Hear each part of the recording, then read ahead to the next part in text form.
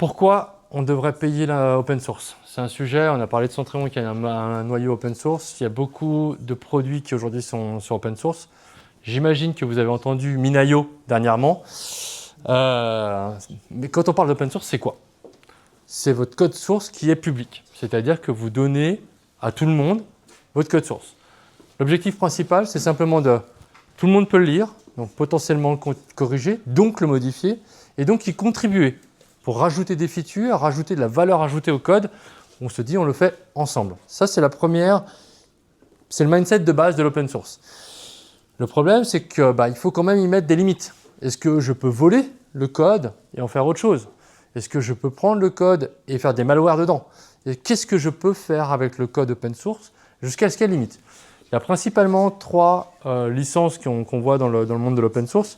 Le GPL qui, je prends le code, je le modifie et je le remets en licence GPL, c'est-à-dire que je le redonne à la communauté complète. C'est le format le plus libre de l'open source. Oui, Tim, il y a d'autres versions de GPL, machin. Mais je ne vais pas rentrer forcément dans le détail. Derrière, on va avoir la licence MIT qui nous permet de pouvoir utiliser ce code pour le revendre ou en utiliser d'une façon commerciale. Et il y a la page 2 qui protège à la fois ce code, mais qui permet également de faire du MIT un peu plus en tant que protection et de brevet sur le code. Donc c'est trois licences qui, au niveau de l'open source, marchent le mieux et qui, si vous voulez utiliser un produit open source, le forquer et faire de votre produit, il faudra choisir à un moment donné quelle licence vous voulez mettre à votre produit. Ça, c'est les bases de l'open source. On a entendu ces dernières années deux grosses problématiques, ce qu'on a appelé le cloud washing, c'est-à-dire qu'en gros, des sociétés comme Amazon, comme MongoDB Atlas, comme Azure, ont pris des produits open source, les ont utilisés, ont fait beaucoup d'argent avec, sans contribuer ou sans revaloriser le développement qui a été fait derrière. Donc ils ont Elasticsearch ou MongoDB ont changé de licence, ont mis des licences qu'on appelle BSL, qui en fait interdisent l'utilisation de revendre en mode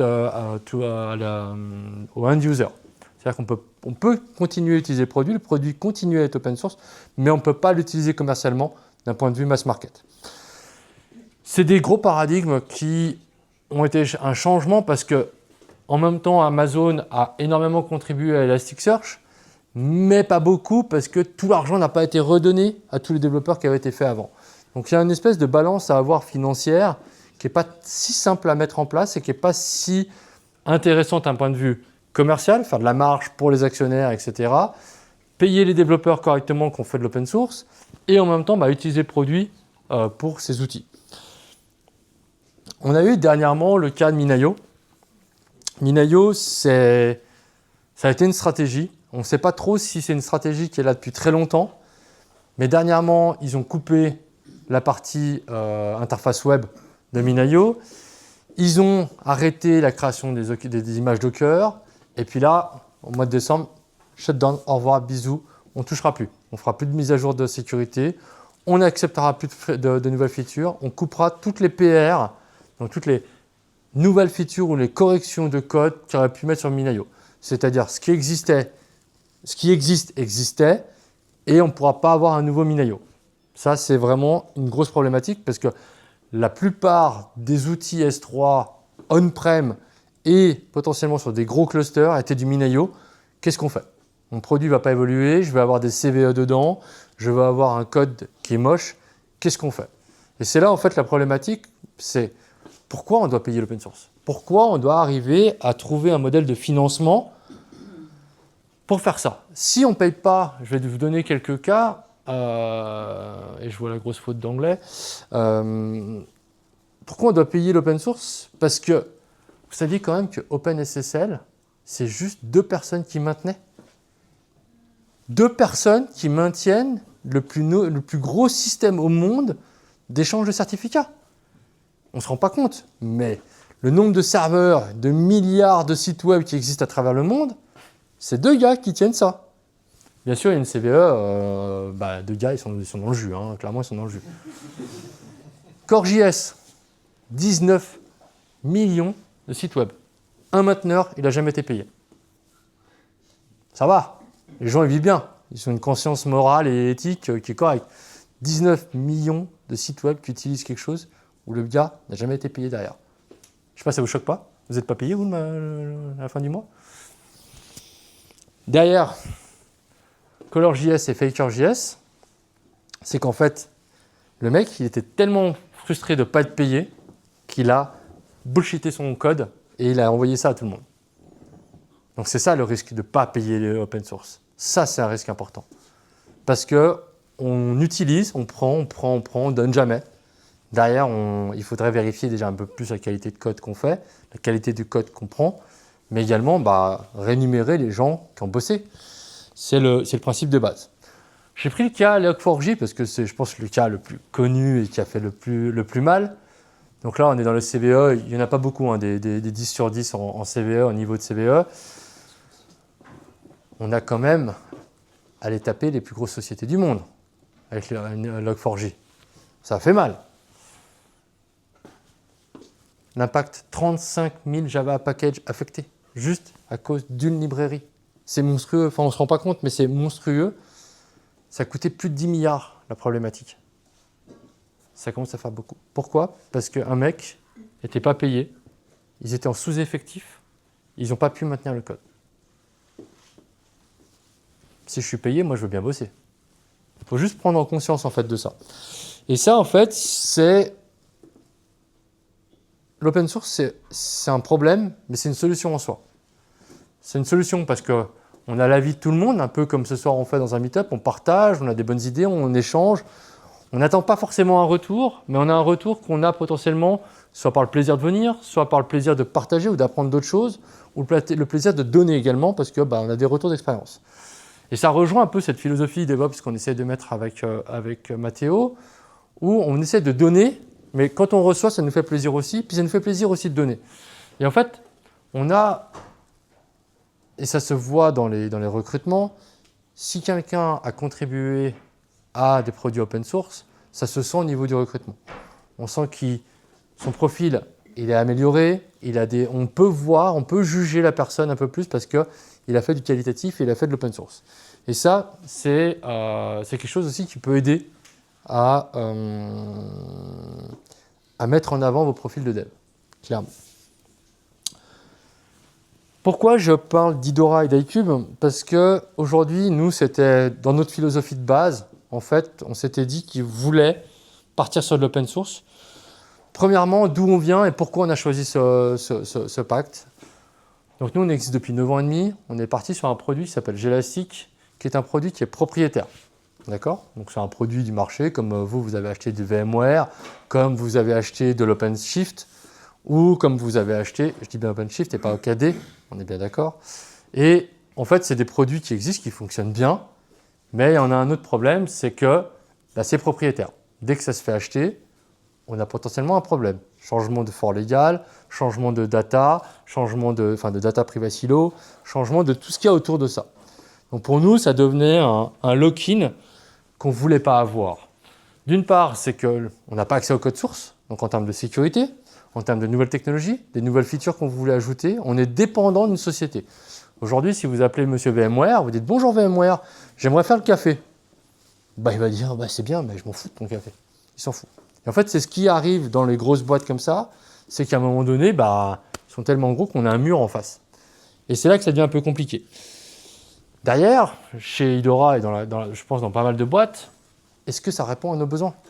Est-ce que ça répond aux besoins des utilisateurs, aux besoins de nos clients? Parce que c'est notre principe. Bien sûr, on est dépendant des montées de prix.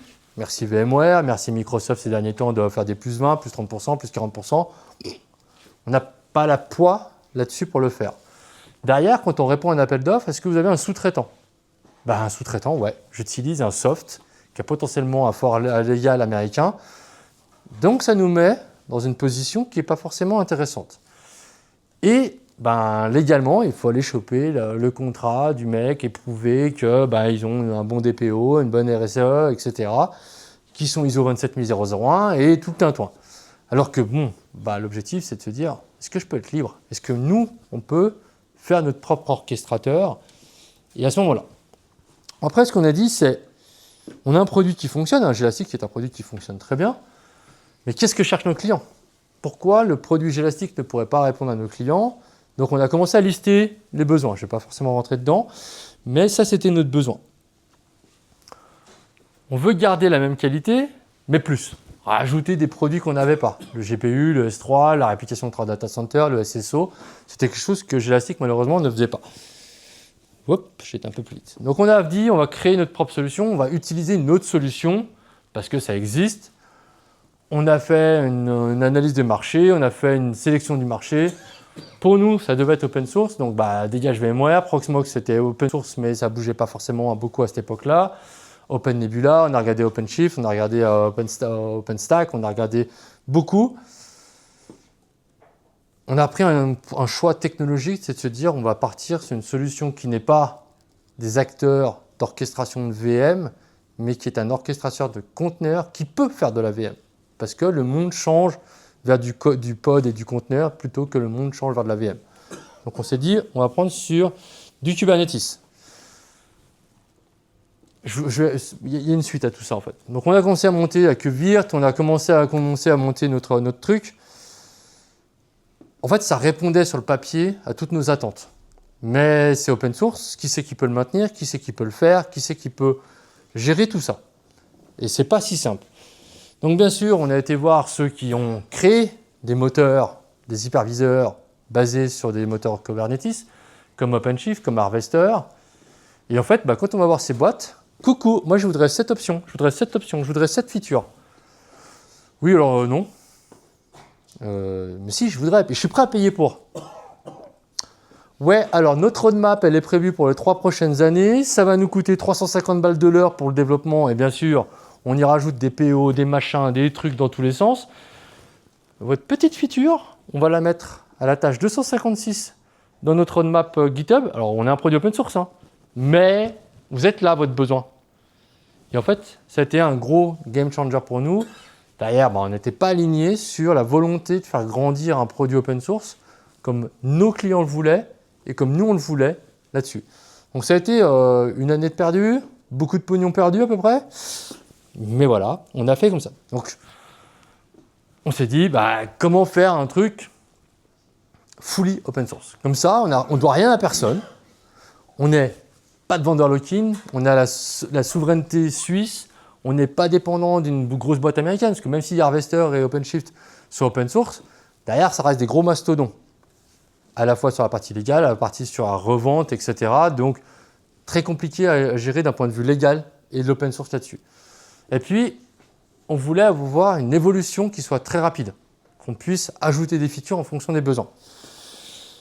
Et la seule chose qu'on ait trouvée, c'est de se dire, on prend toutes les briques, nous, et puis on va les construire. Mais sauf que nous, chez Idora, on est des ops, des vrais ops. On fait du support, on fait du PK 24/24.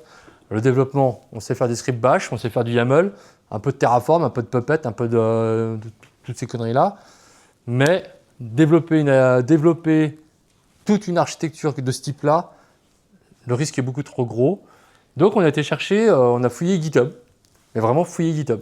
On a trouvé un produit qui s'appelle CozyStack, qui était très très jeune et très... jeune comme projet. Donc ce qu'on a fait, c'est qu'on s'est dit, on va aller discuter avec eux. Et discuter avec eux, quand on discute d'une boîte de 15 personnes versus une boîte de 5 personnes ou 10 personnes, c'est beaucoup plus facile. Il n'y a pas les mêmes enjeux, il n'y a pas les mêmes besoins financiers, il n'y a pas la même structure. Et en fait, on se dit, on peut faire un produit ensemble qui va répondre à nos besoins. Pourquoi on ne l'a pas forqué? Pourquoi on s'est dit, on pourrait forquer l'open source, on copie, on engage 3 devs, ils font monter la stack, ça devient notre produit. On a baisé l'open source, mais entre guillemets, on devient propriétaire de notre produit. Ça aurait pu être une solution. Ça aurait pu être une solution. Pardon ? Et en fait, on s'est dit, oui, mais si on veut aller plus loin, on a besoin de la communauté. Parce que ce n'est pas à 15 gars chez Idora qu'on va pouvoir faire grandir le produit. Et en fait, en prenant un petit peu de tout le monde, et c'est vraiment le principe de l'open source, on va pouvoir grandir correctement. Donc, qu'est-ce qu'on s'est dit ? On va prendre tous les besoins de base et on va demander aux développeurs de le faire pour nous et on va les payer pour chacune des tâches. Et tout simplement, en fait, on a payé l'open source pour faire grandir le produit. Aujourd'hui, le produit est un produit mature. Il y a plusieurs sociétés à travers le monde qui utilisent CozyStack comme base d'hyperviseur et qui permettent de faire grandir en fait ce produit-là. Et en fait, c'est un truc qui était assez intéressant, c'est que on a à la fois ce lien humain, ce lien prise de besoin du cloud provider en Afrique, en Asie, aux États-Unis. On les met ensemble, on fait travailler la communauté, on fait travailler les mainteneurs du projet, on leur donne de l'argent, tout le monde donne de l'argent dedans pour faire grandir le produit. Et c'est là en fait où ça devient intéressant, c'est que même si nous on travaille sur la partie Cozy Stack qui est un ensemble de différents produits, on a été jusqu'à corriger des bugs dans CubeOVN, dans Velero, dans SeaweedFS, dans l'InStore. On a été corriger des problèmes upstream qui sont des produits de la CNCF derrière. Il y a même eu du Kubernetes, j'ai vu il n'y a pas longtemps. On a été corriger très loin des produits de l'open source qui sont utilisés à travers le monde. Donc notre petit effort, pour notre petit besoin, la petite boîte Idora suisse va aller jouer sur des produits qui sont utilisés à travers le monde. CubeOVN, c'est utilisé chez Amazon. Donc on a potentiellement été aider des grosses boîtes juste en finançant et en trouvant des bugs, des CVE, des sécurités, etc. Et c'est, je trouve, quelque chose qui est gratifiant à la fois pour nous, à la fois pour la communauté, ça fixe notre produit et en même temps, on va aider ce monde open source global. Et c'est là que c'est intéressant, c'est qu'il y a à la fois un côté de continuous improvement, où on va vraiment faire évoluer le produit, mais pas que, les upstream également. Il y a un côté, on se sent éthique, c'est-à-dire qu'on n'a pas juste payé des développeurs, on a payé pour que le produit de tout le monde soit meilleur. Pas parfait, bien sûr, il y aura toujours des bugs, il faudra toujours le faire de plus en plus, mais ce côté d'avoir fait les bonnes choses, d'avoir fait les choses qui correspondent à une éthique, où aujourd'hui, notre DevOps culture qu'on essaye de mener avec l'équipe d'Idora, avec Mathéo, avec TechFirm depuis plusieurs années, c'est de se dire, on partage à la fois des discussions, des bières entre nous, mais maintenant, on était d'aller un peu plus loin. On se dit, on a été partagé sur GitHub, on a aidé des développeurs à manger potentiellement, à payer leur loyer, et potentiellement, on a été payé, on a fixé des bugs sur des produits que Alibaba Cloud, Amazon ou la banque Tartampion de Genève utilisent. Et c'est là que c'est intéressant, c'est qu'il y a cette satisfaction de pourquoi il faut payer l'open source. À la fin, bien sûr, on a un produit avec Cube. Ouais, on va pas rentrer, je vais pas faire la partie là. Aujourd'hui, c'est quoi les prochaines étapes? C'est que nous, on a un hyperviseur qui est stable, qu'on va faire continuer d'évoluer en mode open source. Par contre, on va essayer de garder notre intelligence et notre interface web pour que ce soit sexy à la touche Idora in-house. Et c'est là qu'on va payer des développeurs in-house pour le faire nous-mêmes. Mais dans tous les cas, toute la partie hyperviseur, réseau, enfin typiquement on est en train de regarder pour changer les OS de nos switches pour qu'ils soient open source également. Les firewall, routers, c'est de l'open source également. Et en fait, l'idée, c'est d'aller continuer à financer l'open source pour résoudre des problématiques qui sont les nôtres, mais aussi ceux potentiellement les vôtres.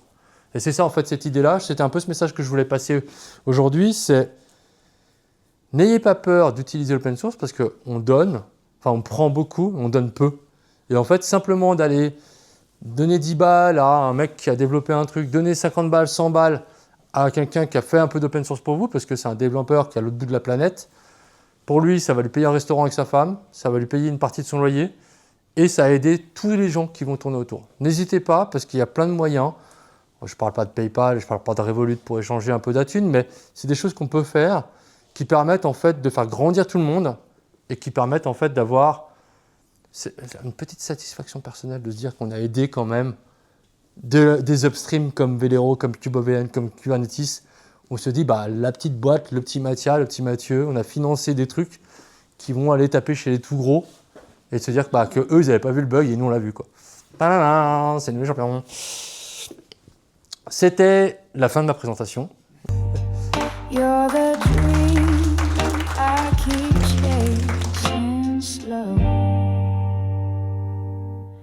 Your laugh cuts through my guarded air, a gentle storm that leaves me bare. Your silence speaks louder than sound. In your love I keep willingly drowned.